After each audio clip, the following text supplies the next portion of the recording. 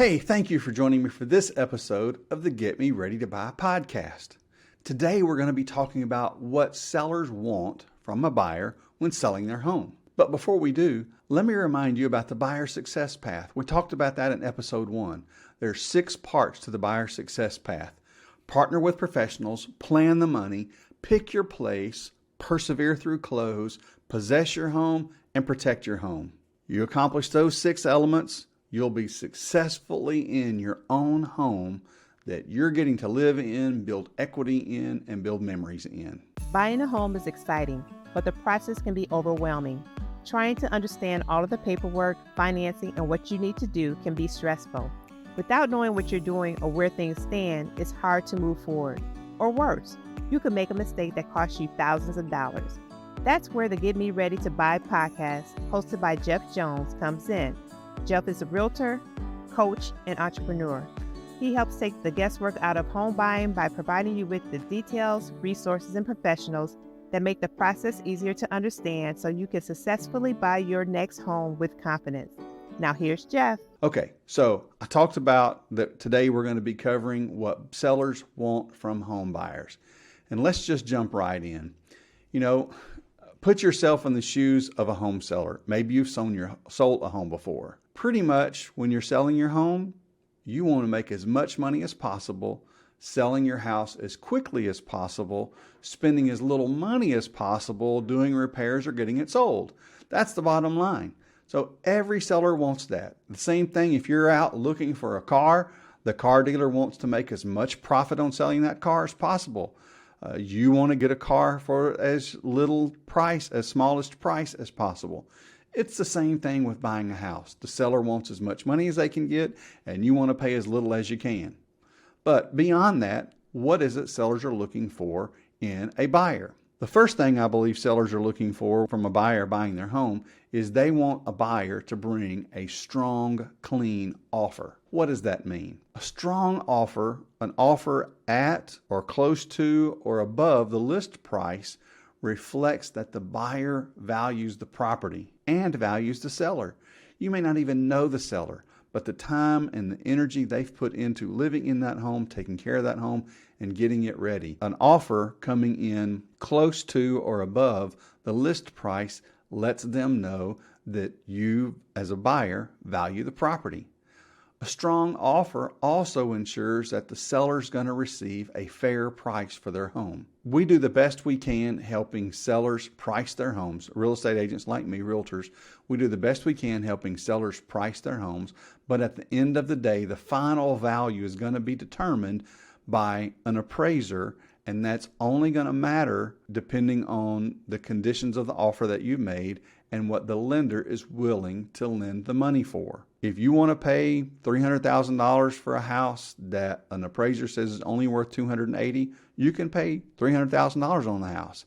However, the lender is only going to loan you money on the $280,000 that the appraiser says it's worth.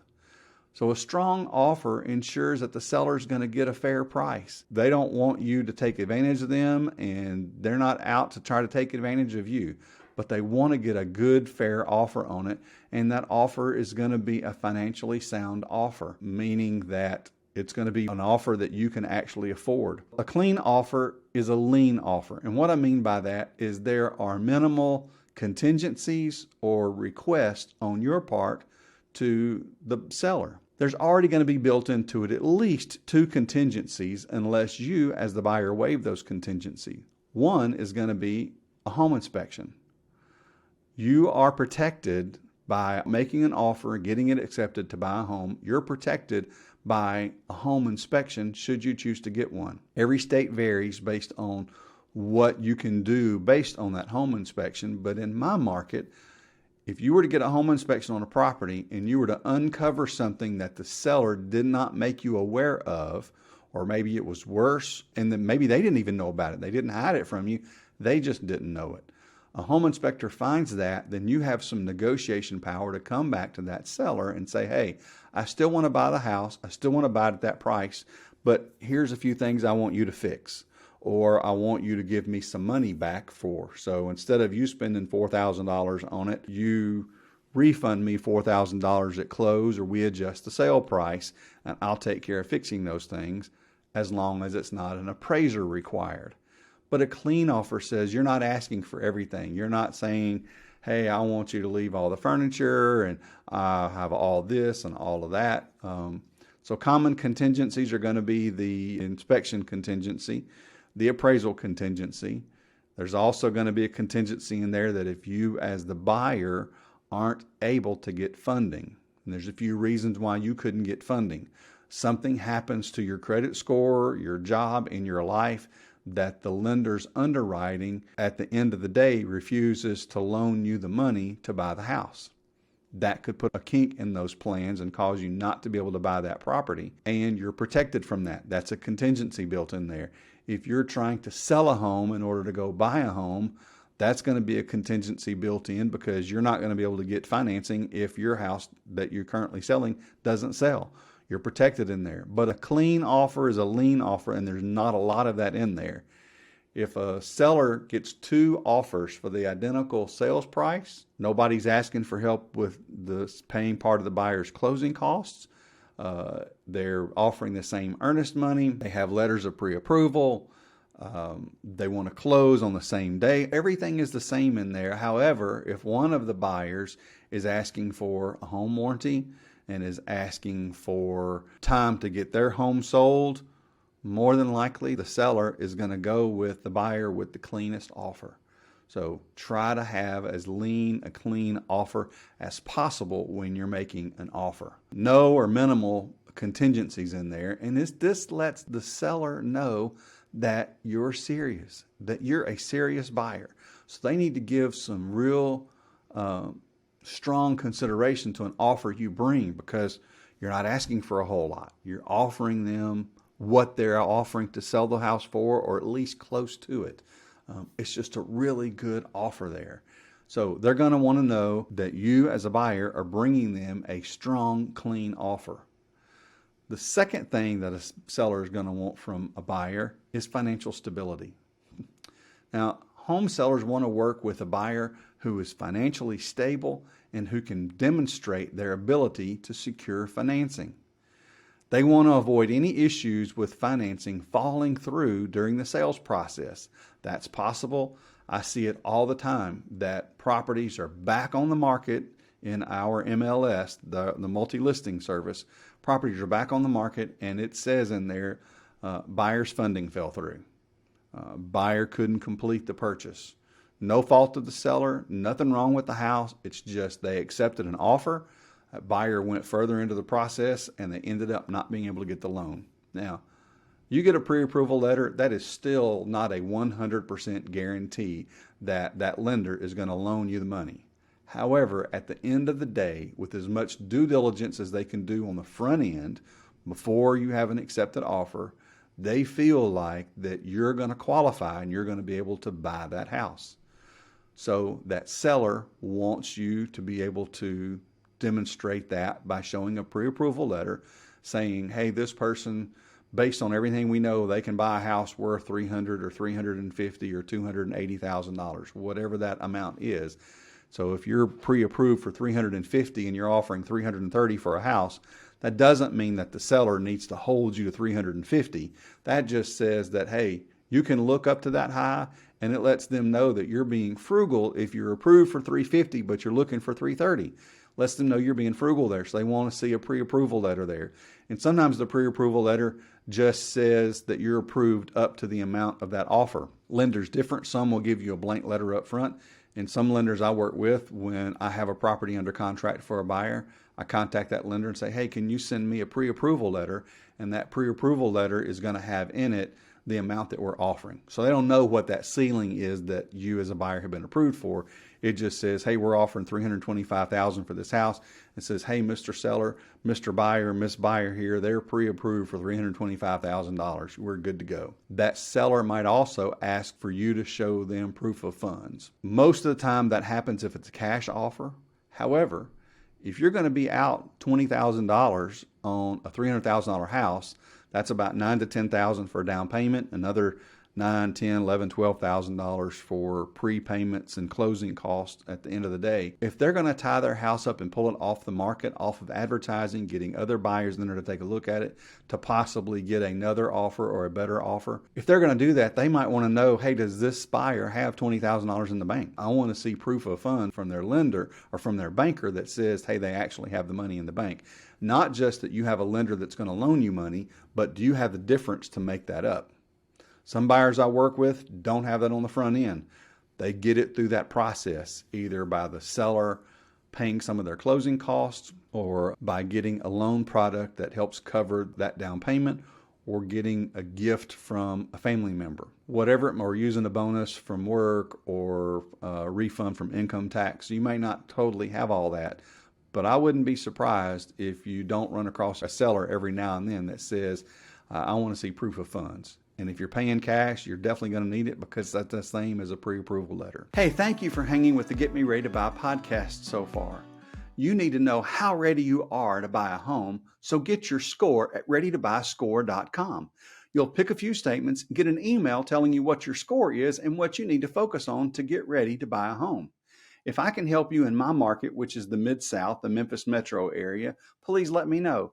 If you're in another market, I've got agents all over the country and in a few countries around the world. Reach out to me and I'll connect you with one of our agents who can help you get your home bought wherever you are. Now, back to the show. Okay, so a seller, we've already said a seller wants a good, strong, clean offer. They want to see from the buyer that they're financially stable. And they also want from the buyer a timely closing. Let's face it, unless they have extenuating circumstances, they're ready to move on with their life and live somewhere different, either because they have to or just because they want to. I did sell a house a couple of years ago that my sellers were taking a job in another area, but it was going to be 3 months down the road. They wanted to go ahead and get their house on the market and get it sold so they knew what they could do later. So we were able to sell their house and put in the listing information, hey, we're selling the house now. We're not going to close on it or transfer possession until like 3 months from now. And we either want you to recognize that when you're making an offer or allow us to rent it back to you. They were actually able to stay in the house for an extra month, and the buyer didn't charge them rent for that. It just let them stay there. They wrote that in the offer. So we got an offer for that. But a timely closing, unless the seller has a reason to push the close way out there, they want to make sure that they're closing generally in 30 to 45 days is pretty much what I look at when I'm making offers. So they want to work with a buyer who's committed to closing the sale within the agreed upon time frame, and that's going to be in the contract that you offered a purchase contract. You're going to put in there when you're going to close by. And unless it's extended, if you don't close by that date, the contract is terminated and the seller gets to keep the earnest money. So if you put earnest money down, and sometimes there's an issue with underwriting or some type of inspection or something from the buyer's standpoint that we have to negotiate with the seller, hey, we need to extend it 2 days or 3 days or something. And hopefully the seller agrees to that. If they don't, we negotiate back and forth to either make the deal happen, or worst case is we get out of the deal and try to get the earnest money back. Part of that timely closing means that you as the buyer are submitting any necessary paperwork related to your offer promptly, and that you have all of that stuff ready. Your lender is going to be asking you for details. They're going to already tell you up front, here's going to be some more information we're going to need when you get a property under contract. So have that stuff ready. I've seen deals be put off because the lender required a couple of years of IRS returns. The buyer, for whatever reason, didn't have those copies, had to request transcripts from the IRS. The IRS took their time, and we weren't able to get documents in time to close on time. So we had to negotiate extending that close time out there. Know that stuff up front. Ask that lender, what are going to be all of the documents that you need from me so I can begin gathering them now. And it'd be great if you had all those ready, maybe not to the lender, but you had them all ready before you start looking for a house. Because it's not likely, but it's possible that you put an offer on the very first house that you see and you get it under contract. You might not have time later on to gather all that stuff together. Don't drag your feet. As a buyer, make sure you have all of that ready so that you're prepared for a timely close. The fourth thing I believe a seller wants from a buyer is some flexibility. Home sellers are going to appreciate buyers who are flexible and willing to work with them on the details of the sale. This could include being open to negotiating on price, close dates, or other terms of the sale. If there are repairs that come out that need to be made, depending on what's going on in the market and with the contractor or handyman, whoever's fixing it, it could be that the repair is not going to be made by the time you get ready to close. You as the buyer be flexible with that. I know you may be getting out of a lease. You may be selling your own home and having to, choosing to live somewhere different. And you have a close date there, so you're going to have to push hard for that time frame to be able to be out of the home that you're in to get into the home you're trying to go to. But just be prepared to be flexible and have some conversation in there. Please don't dig in your heels and say, by golly, it has to be my way.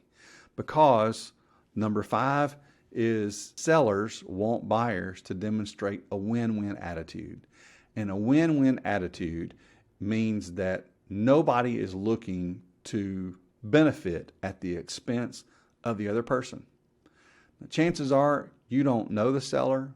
You may never even meet the seller because they may be gone the times that you're looking at the property. They're probably not going to be at the same closing, or at least not sitting across the table from you when you're signing papers to buy the property. So you may never meet them. But some sellers may end up needing some concessions as part of the sale.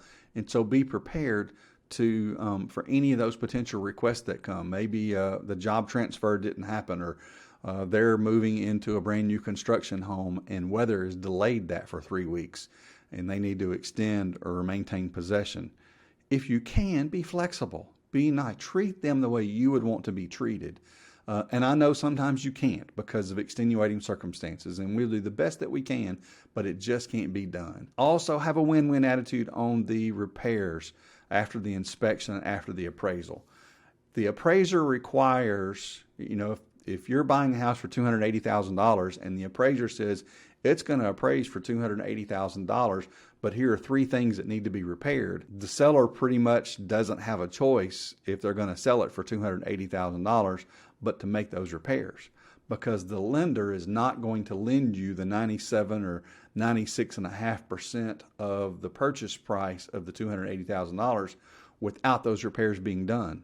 So that seller may have to come back and adjust the price down. So the appraisal repairs are pretty much, they're going to have to be done. But the inspection repairs make this a win-win situation. One of the typical issues in a home that's been lived in for quite a while are going to be the water shutoffs for a washing machine. And when I say a problem, it's a little problem, but it's not a huge repair expense. If you know about faucets, you understand this. But if you don't, when you open up an outside water faucet, which pretty much looks like the water faucets inside the house where the washer and dryer are for the washing machine, those water faucets have a shutoff valve. And you're not turning on and off the washing machine shutoff valves as much as you do the outside ones. And inside there's typically an O-ring that sits in the top, and then there is a washer that goes into the bottom. So when you unscrew it, that washer comes up, it uncovers the hole, the water comes out, that's what lets the water come out. When you close that back down, it seals it off and no water gets through. Well, it's a rubber gasket. It dry rots over time. If that washing machine's been hooked up for 10 years and that's never been turned off and on or repaired, there's a good chance that that washer is dry rotted, meaning it's not going to seal.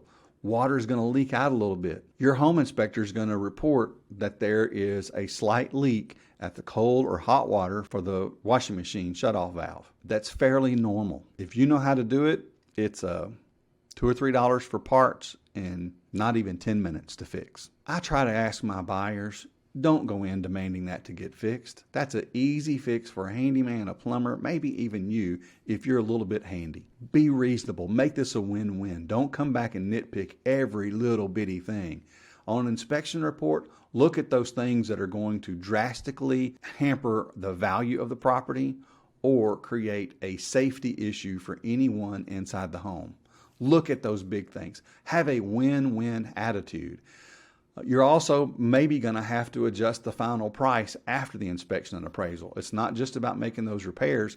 It might have an effect on price. The appraisal may not come in at the price that it is. If they've agreed to sell it for $280 and you've agreed to buy it for $280 and the appraisal comes back and it's $300,000, that's $20,000 in equity for you. The seller's agreed to sell it for $280, you've agreed to buy it. That's a good thing. If it comes back at $275, unless the seller holds you to that price and you have the cash to pay that extra $5,000, that seller's going to come back down to $275. At least that's the hope, reasonably. Now, there may be circumstances where they just can't for whatever reason. They've got to find a buyer who's going to pay them that $280,000. But think about this. Make it a win-win attitude that you're not trying to screw somebody else to get you the most fantastic deal ever, and they're not trying to screw you and laugh all the way to the bank and saying, those buyers don't know what they're getting. Make it a win-win for both. Both parties benefit from having a win-win attitude.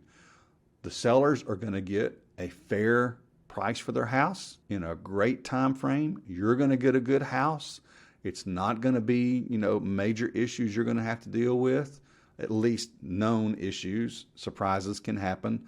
I recently saw in the news this week that a lady moved into a home and found a rather large snake living under the homes and had found a way to get up into the walls. She's not sure she wants to stay in the house anymore. That wasn't something that was found during the inspection.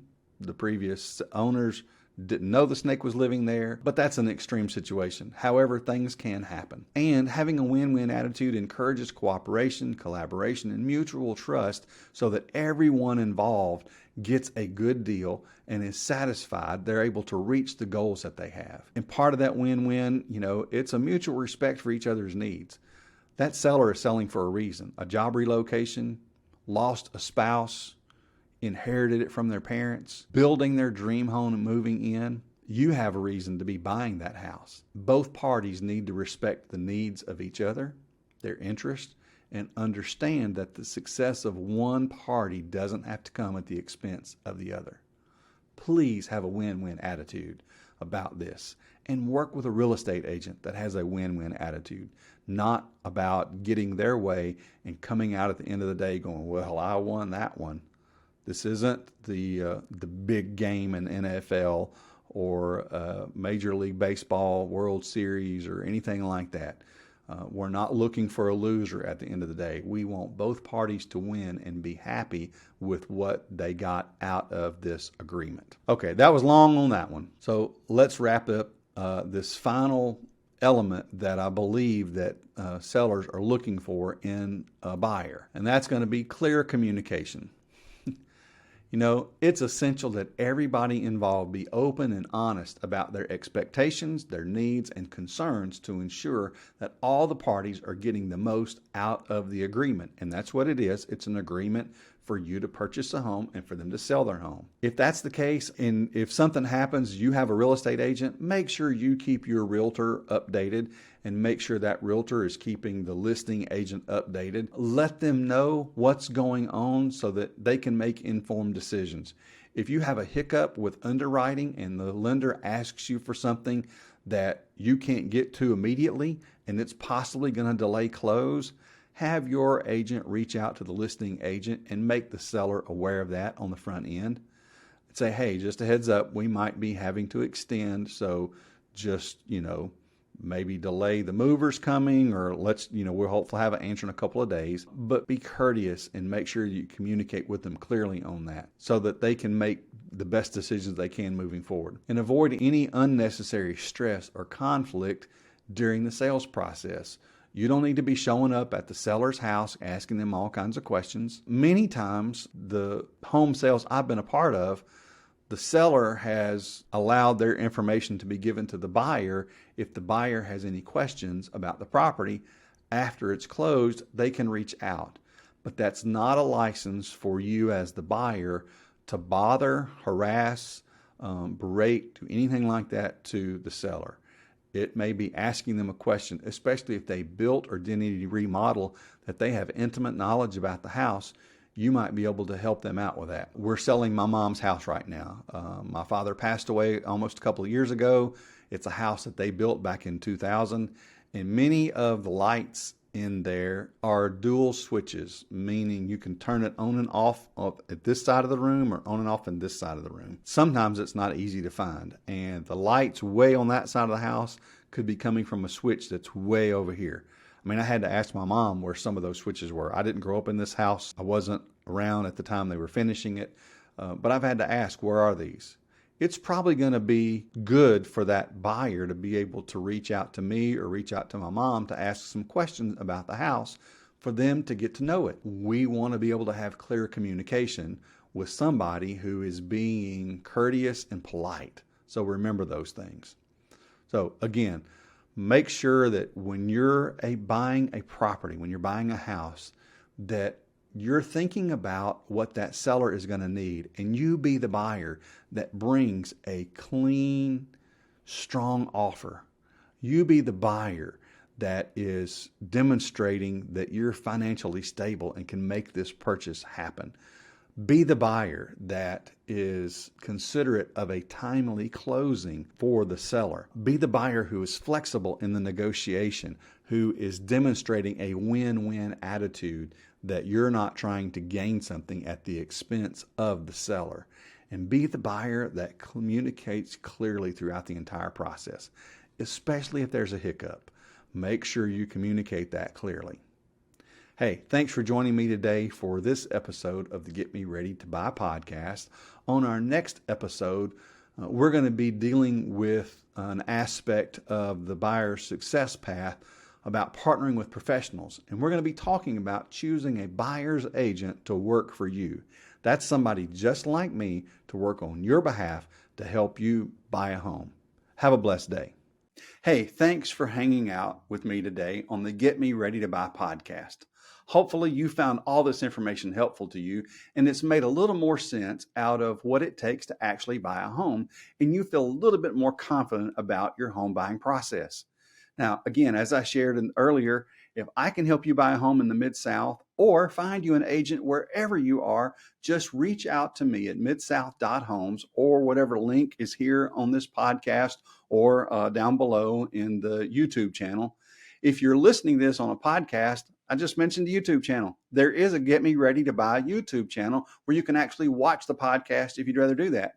If you're watching this on YouTube and you'd rather listen to it, you can find the link to getmereadytobuy.com, and you'll find where you can listen to all the podcasts wherever you get podcasts.